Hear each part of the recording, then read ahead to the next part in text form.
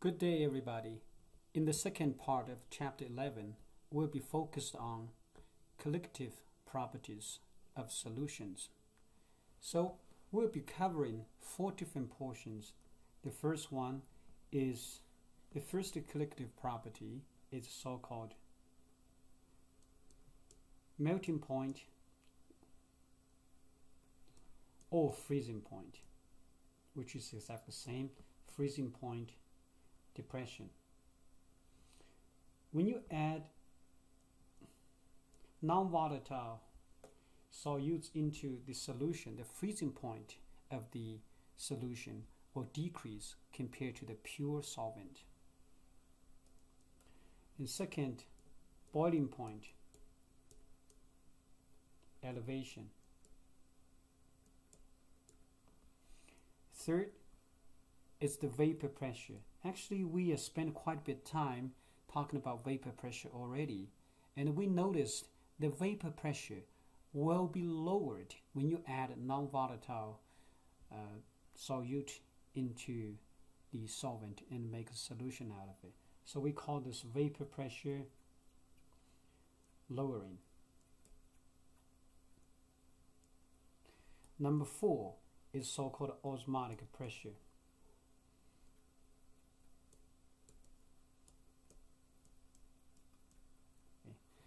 For the calculation, how do you calculate the freezing point or melting point depression? By how much that change? So for the freezing point, it's the delta T F. The change of the freezing point is the I times M times KF.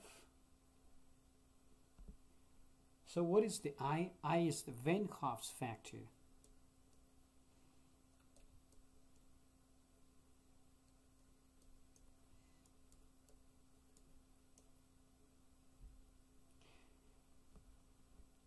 So for example, when you dissolve NaCl into water, each unit of NaCl will be broken down into 2 different ions.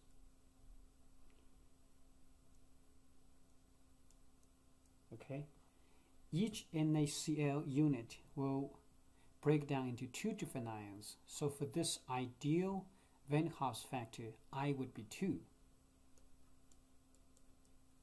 For this situation, we can give you more examples. For example, if you have a FeCl3, right? Let's do one more. FeCl3. If you break this down, ideally, it will become 1 iron 3 ion and 3 chloride ion. So in this case, because 1 unit, when it dissolves and ionizes, it will give you 4 total units. 1 iron 3 ion and 3 chloride ion. So in this case, I would be 4. So that's so-called Van Hoff's factor. Then the second thing you see over here, the M is not mass. Rather, it's so-called molality, a new unit, which we'll talk about in a little bit. That's the molality, a concentration unit. Okay, all right. Boiling point is kind of, by the way, what is KF? KF is the freezing point freezing point depression constant, which will be provided for you for different solvents. So the change of the boiling point can be calculated similarly by Van Hoff's factor times the molality times the K for Kb. Kb means it's the boiling point elevation constant. Okay? Let's continue with the third collective property, which is vapor pressure. We already spent quite a bit of time talking about how vapor pressure is lowered, and we know P for the solution with the non-volatile solute.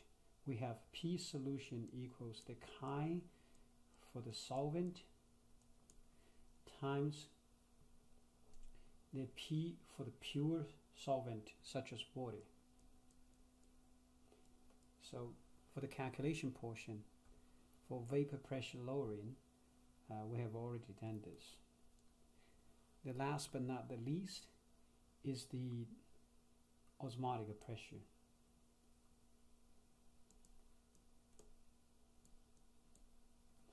For osmotic pressure, we use pi to represent it. It can be calculated using I, again, Van Hoff's factor, I times molarity rather than molality for number 1 and number 2 we just talked about, times R, gas constant, and the temperature in Kelvin. Alright, we'll go over this one by one. First, let's talk about what is molality as a concentration unit. Molality is actually defined as the moles of solute divided by the kilograms of solvent. Do remember, this M is not mass. It is actually molality. So let's look at a few examples. Look at the first example. Calculate the molality of a solution given the number of moles of the solute and the number of kilograms of water. So for this calculation, you have the moles of the solute and kilograms of solvent. We can simply do the division, the moles of solute divided by kilograms of solvent. You have the molality. Sometimes we use molal to represent it, or you can simply write it as 0.583 M. Okay? Alright, this is quite straightforward when you do the calculation. Let's look at another example. Seawater contains 0.5580 molar of chloride at the surface at 25 degrees C. If the density of seawater is 1.022 grams per milliliter, what is the molality of chloride in seawater? Basically, over here, we are trying to convert the unit from molarity to molality. So for the density, we can calculate the mass of 1 liter of seawater. From the molarity and the molar mass, we can calculate the mass of the chloride in the liter of seawater. We can assume it 1 liter, or you can assume any number, but 1 liter will be the most convenient assumption because the amount of seawater will not change the concentration either in molarity or in molality. So that's how we calculate the molality. Let's carry out the whole procedure of the calculation. The first step, you know the density times the volume. This gives you the total number of grams of seawater. And you also know the molarity in mole per liter of chloride. So the moles over the top times the molar mass, this will be able to convert the moles per liter to grams of chloride per liter of seawater. So that's exactly what you have. Okay, remember this is a moles per liter, which is the molarity, 0.5580 molar. So this gives you the concentration in grams per liter of seawater. Then last step, in the seawater, it tells you in 1 liter you have 1022 grams of seawater minus the number of grams of chloride you have. Then it tells you how much water is left. So after you do the calculation, you would know how many moles of chloride you have in 1 liter, which is 0.5580. Then it's divided by how many grams of kilograms of water. Okay, so you can simply write this in kilograms of water, which is from over here. So after you do the calculation, you do know it's 0.5569 mole of chloride, or you can simply write the lowercase m to represent mole.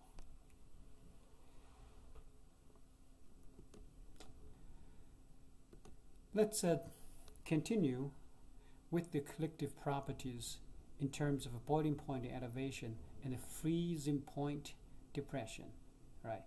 As I just demonstrated to you, when you do this calculation, some textbook actually indicate the change of the boiling point as K times M or M times K, but I always strongly suggest you also include the Van Hoff's factor, because this equation you see over here, it only applies to non-electrolyte, which does not ionize in water at all.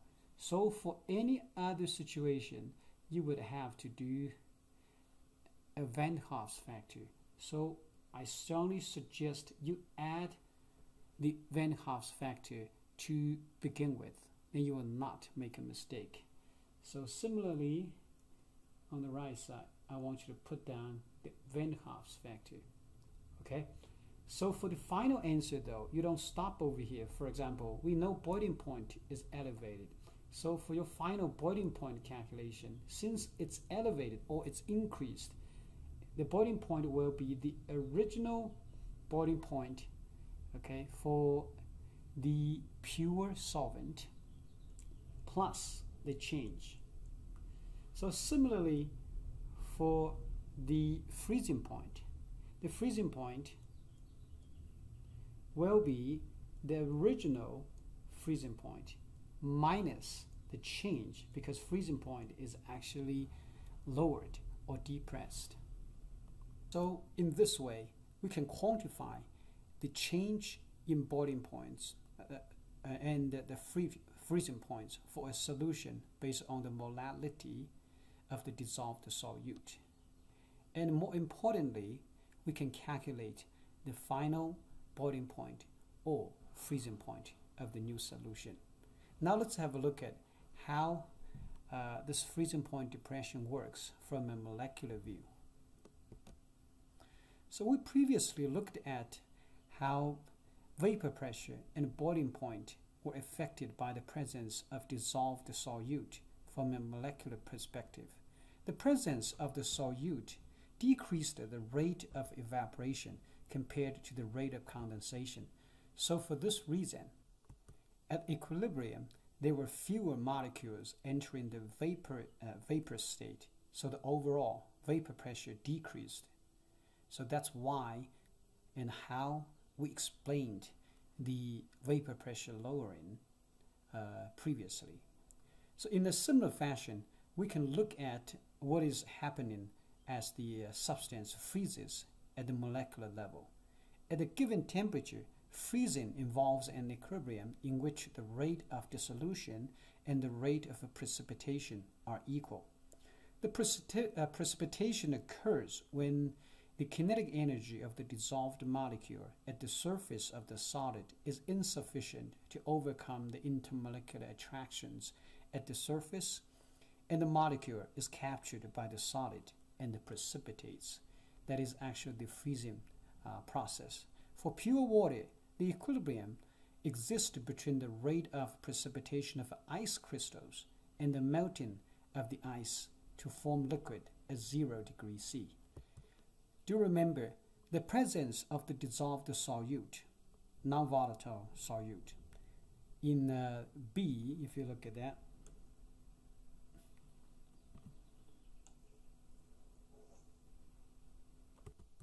because of the presence of the dissolved solute in B, as we just circled, it decreases the number of solvent molecules at the surface of the solid. So the rate of precipitation actually decreases compared to the rate of the dissolution. So in order to increase the rate of precipitation so that it matches the rate of dissolution, the kinetic energy of the molecules must be decreased. In other words, the temperature of the solution must be lowered to re-establish the dynamic equilibrium. So that's why we see the freezing point being lowered or being depressed. Let's look at one example. In this example, we are asked to calculate the boiling point elevation. Cinnamon owes its flavor and odor to cinnamaldehyde. Determine the boiling point elevation of a solution of 100 milligrams of a cinnamaldehyde dissolved in 1.00 grams of carbon tetrachloride. So a couple of things you need to realize. First, it gives you the mass of the solute, which can be easily converted to the corresponding moles. We need moles of solute to divide the kilograms of the solvent to calculate the molality. Then we can calculate the change of boiling point delta TB, which is I times M times KB. And the molar mass for the solute is given, so we can easily do this calculation. Do remember, as I strongly suggested, you should use delta TB equals IM KB. For the non-electrolyte, like cinnamon, the I Van Hoff's factor will be 1. So when you write the equation, I strongly suggest you write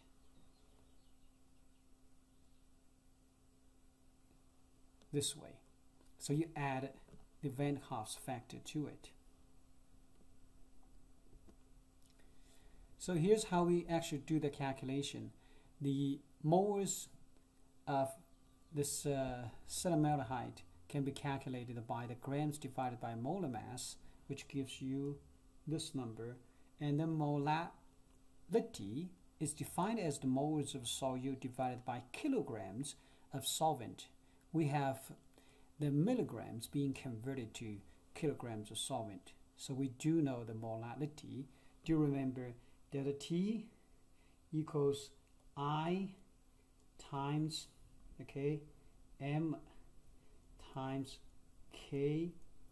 Do remember I in this case is 1 for non-electrolyte, like in this case.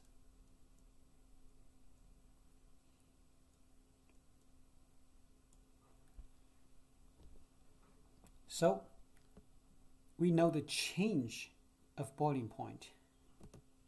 All right. In reality, though, we are most often asked to calculate the final boiling point. If so, you will have to add the original boiling point to this delta TB. So if you're asked to do so, the new boiling point TB will be the TB0 plus delta TB.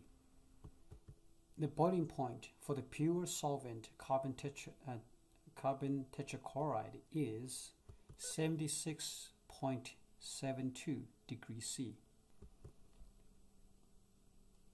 76.72 degrees C plus the change, which is 1.77. This gives us 78.49 degrees C. Now, let's talk about the Van Hoff's factor for one more time. I know I already mentioned this previously, but it doesn't hurt to talk about it again. When you write the equation for change of the boiling point or change of the freezing point, I strongly suggest you always include the Van Hoff's factor. But do remember, for the non-electrolyte, Van Hoff's factor is 1. So it will become seemingly like K times M. Okay? All right. But for me personally, I always include that I. So you will not make a mistake, because you will just look for that I. What that I is for NaCl is 2.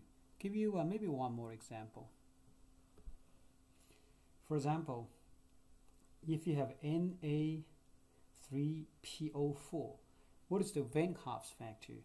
When you dissolve this into water, it becomes 3 units of sodium ion, and the PO4, which is phosphate, it stays as is. It will not further break down. So it stays as 1 unit.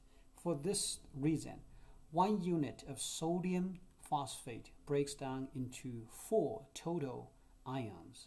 So I for this will be 4. The Van Hoff's factors we've been talking about are the ideal values. In reality though, after the ions ionize, actually a portion of the ions will still stick together as a unit. For this reason, the values for the real situation are usually lower.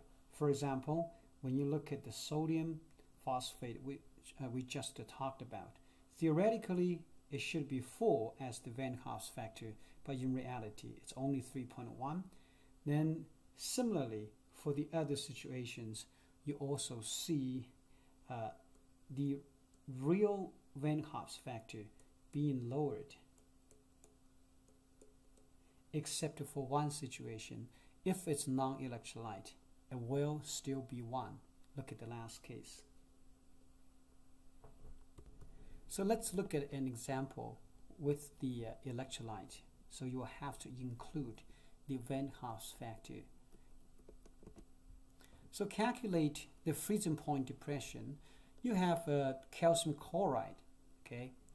Then we ask, could calcium chloride melt ice at negative 20 degrees C? And assume that the solubility of calcium chloride at this temperature is 70.0 grams per 100 grams of water, and that Van Hoff's factor is a saturated solution of calcium chloride is 2.50. So read the question very carefully. Here it gives you the Van Hoff's factor. It's a measured number, it's 2.50. So you use this real number, or else you would use the ideal Van Hoff's factor, which would be 3. But here it's given the Van Hoff's factor for this concentrated solution, it's lower than the ideal situation. You're going to use that one. Okay? All right. So let's do the calculation. Again, as I mentioned, the change of the freezing point is I times M times Kf. So let's do the calculation. For every 70 grams of calcium chloride, we can convert this to number from moles, because we need to calculate the molality, which needs the moles of the solute. So divided by molar mass, you will have the number of moles of the solute. We also need the kilograms of water, which is provided in grams, because we know for every 70 grams of calcium chloride, you will have 100 grams of water converted to kilograms, which is 0.1 kilograms. So when you do the calculation, delta TF is I times K times the molality. So this tells you how many degrees this can change. Do remember, the freezing point of water is 0 degrees C. So this concentration can change the freezing point by 29.3 degrees C, which means the TF will be 0 minus delta TF. This is negative 29.3 degrees C. apparently this number is below negative 20 degrees C. Or in another word, this calcium chloride solution can be used to melt the frozen precipitation on the sidewalk after a winter storm. That's how this works. Now we are going to talk about the last of the four collective properties, osmotic pressure, generated by osmosis. So what is osmosis? Osmosis is the flow of fluid through a semi-permeable membrane to balance the concentration of the solutes in the solutions on the two sides of the membrane. Basically, if you have a U-shaped tube over here, okay, in the beginning, this is separated by a semi-permeable membrane.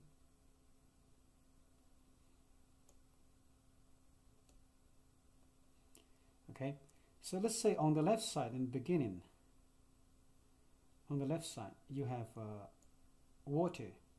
Then on the right side you have 0.1 molar of NaCl. Okay, so if you leave this for quite a bit of time, then eventually what's going to happen is on the right side, which has the salt in it, the right side, the height of the right side will actually increase, the left side will decrease. So you have the height difference of the water on both sides, and this will generate a difference in the water pressure, and this pressure is used to counter the osmotic pressure. So that's what the osmotic pressure is. And osmotic pressure can be calculated by I times M times RT, and I is Van Hoff's factor. For non-electrolytes like glucose, it will be 1. For the salts, a lot of times we use the ideal Van Hoff's factor unless it's otherwise provided. The key idea about osmotic pressure is when you have a salt, you will have high osmotic pressure, and the water actually will have a net flow to the end that has higher osmotic pressure. So let's have a look at this. So in this picture, you see some red cells. Then A is the normal red cell. Okay, in B, you see the red cells shrink when you put this in a salt solution. Remember, salt solution has higher osmotic pressure, so water will be sucked out from the cell to the salt water. So that's why the red cells shrink. The opposite situation is also true. For example, if you dip the red cells into water, the water will have lower osmotic pressure than inside the cell. So for this reason, more salty solution, which is inside the cell, will suck water out of the surrounding, okay, which is pure water. So that's why you see the red blood cells swell, and eventually it will burst in extreme cases. Let's look at the similar situation. In this U-shaped tube, on the left side, you have a higher concentration of seawater. On the right side, you have the table salt solution, which is of much lower concentration.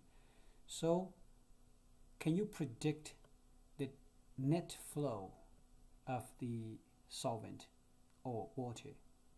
Apparently, on the left side, because of the higher concentration, you will have higher osmotic pressure, which is determined by I times M times RT. So the water will be sucked from the lower osmotic pressure solution to the higher one. So we predict on the left side, the water level will rise up, and the right side, it will be lowered, because the net flow of water solvent molecules will be flowing to the left. But do remember though, water molecules are flowing to the right side and to the left side at the same time, but the net flow is to the left side. So that's what you would be seeing in the end. So remember, the net flow of the solvent molecules is from the lower concentration to higher concentration. Okay, if one end is highly concentrated, it will suck water out of the other end. Can we make the process be reversed? Yes, you can do it. You can apply high pressure on the end that has higher concentration, and this process, the reverse process, can actually happen. And the least amount of pressure can be calculated by the osmotic pressure. That's how much pressure it needs to be offset for this reverse osmosis to happen. Let's quickly summarize the 4 colligative properties. First, freezing point depression.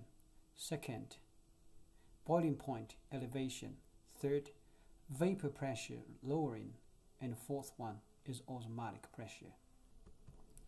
And when you try to quantify the change of the freezing point or boiling point or the osmotic pressure, I strongly suggest you always include the Van Hoff's factor. But for the non-electrolyte situation, I Van Hoff's factor will be equal to 1. So in this way, you will not forget to include the Van Hoff's factor even for the electrolyte situation. Colligative properties have been used to measure the molar mass. So let's see how this is done. For example, in the freezing point or boiling point situation, let's use the freezing point as one example. So the freezing point, delta TF, again, you don't have to write it this way, as I recommended. For the non-electrolyte situation, this would be correct. But for electrolyte situation, it would be I times M times Kf. Okay, it's your personal preference. Either you want to include it here, or you are specifically included for the electrolyte situation only. So basically, delta TF equals IMF, Kf, or is it just a K times M? Okay, do remember the molarity, this is molarity, not the mass, molarity. So molarity is defined as the moles of the solute, which can be calculated by the mass divided by molar mass. It's kind of weird in the same situation. 1m is representing the molarity. The next m, it's representing the mass. Okay, I know it's kind of weird, but there's no better way to include different symbols over here, unless you really want to write out the mass divided by molar mass. Okay, all right. Then divided by kilogram of solvent.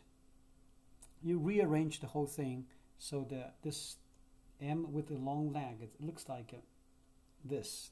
Okay, that's usually used to represent molar mass. So you rearrange it, you'll be able to do the calculation for the molar mass for the dissolved solute. This is a situation we list over here because it did not include Van Hoff's factor. That's for non-electrolyte. Look at the second example, osmotic pressure. Osmotic pressure for non-electrolyte, pi is MRT. Again, for the electrolyte situation, it would be I times MRT. Okay. Although I have been emphasizing that you always include I inside the calculation. However, for this situation, a lot of times you don't include it because you almost never want to measure the molar mass for electrolytes. Rather, you're going to measure something that is non-electrolyte, like a protein molecule and some other large non-electrolyte molecules. So this table gives you some of the constants you would expect for different solvents. For example, for water, you have different Kf, Kb, and for some other solvents, benzene, ethanol, carbon tetrachloride as well. Okay, let's look at an example about how to use the collective property to calculate the molar mass. In this example, the freezing point of a solution prepared by dissolving certain number of milligrams of caffeine in 10 grams of camphor. You realize camphor apparently here serves as the solvent. So it tells you the temperature after you dissolve this caffeine in it, which is a non-electrolyte. Okay, the delta TF is actually 3.0. The freezing point, yeah, delta TF is actually at 3.07 degrees. So you can do this calculation by what we just talked about in the previous slide over the top. So that's exactly what you do. So you rearrange this equation and you find out the molar mass is Kf times m divided by delta Tf and divided by the kilogram of solvent. So you substitute the numbers in, you find out the molar mass for caffeine is 194 grams per mole.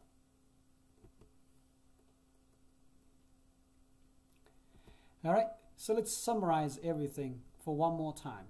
When you try to calculate the vapor pressure lowering, you do know the new vapor pressure for the solution after the addition of the non-volatile electrolyte is the mole fraction of the solvent times the P, or the vapor pressure for the pure solvent. The freezing point is decreased, it's depressed, so you calculate the delta TF. And do remember, if we ask you to calculate the new freezing point, you will have to do this, the original freezing point minus the change of freezing point. And the opposite is also true for boiling point, because it's increased. The boiling point will be the original boiling point plus delta TB. All right, so that's it.